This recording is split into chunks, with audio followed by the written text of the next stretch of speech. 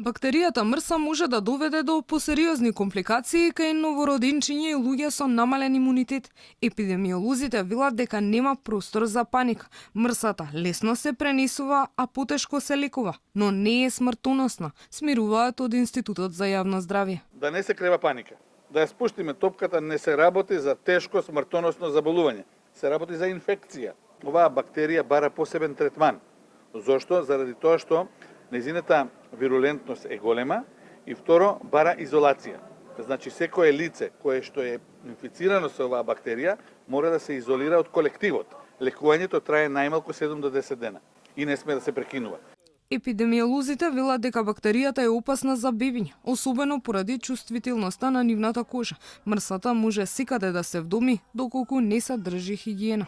Опасно би било да се добие мрса кај бебиња, што туку новороденчиња, што туку родени, заради фактот дека ти имаат многу осетлива кожа. На кожата, доколку имаат тие кожни промени, може да се направи тешко воспаление на кожата.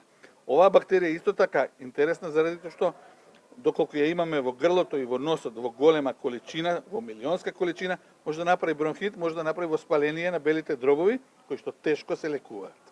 Освен потврдените 4 случаи на бактеријата мрс, нема ново заразени. Досега, според информациите од Државниот санитарен и здравствен инспекторат, присуство на бактеријата е потврдено кај дете од второ оделение во училиштето Ѓорѓе Апулевски во Скопски Чаир.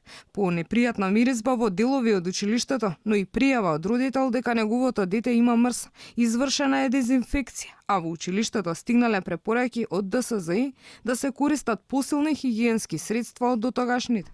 Присуство на бактеријата е потврдено и кај 3 деца од градинката Снеголка во Чаир. Случај со бактеријата мрса беше евидентиран и во јануари годинава, кај вработен техничар на клиниката за стоматологија.